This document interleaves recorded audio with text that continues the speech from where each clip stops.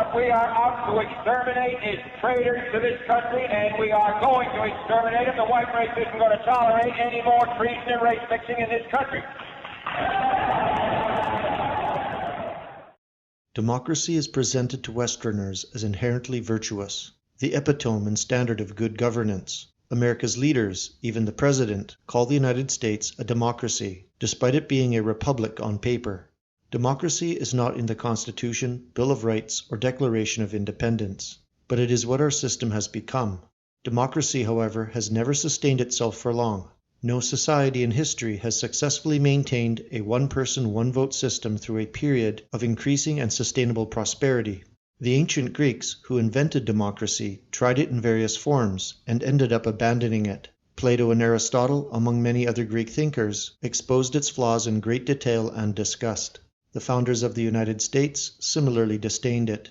Democracy can work in certain small, contained situations where the interests of all participants are aligned, and all are somewhat equally informed and willing to work together to implement the established consensus. But does that sound anything like the United States, or any other nation in the West for that matter?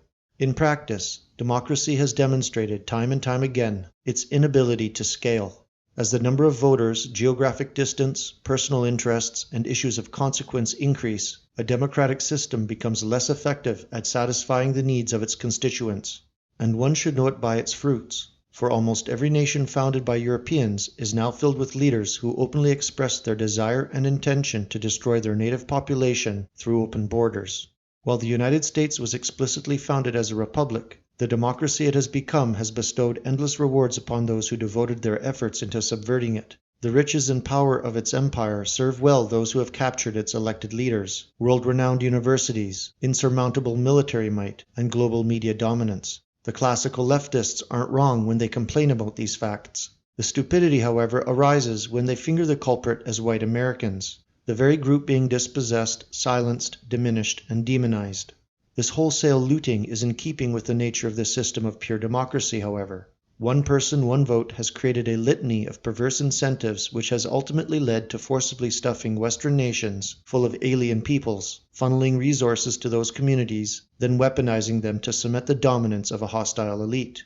Democracy is therefore imposed upon liberated nations for a reason, and the motivations are not benevolent. Democracy and the simple freedoms it engenders cultivate a system that anesthetizes the masses from whom entire nations were stolen, to the point where it becomes easy to suppress the few who recognize the problem with clarity and stand up to name the perpetrators.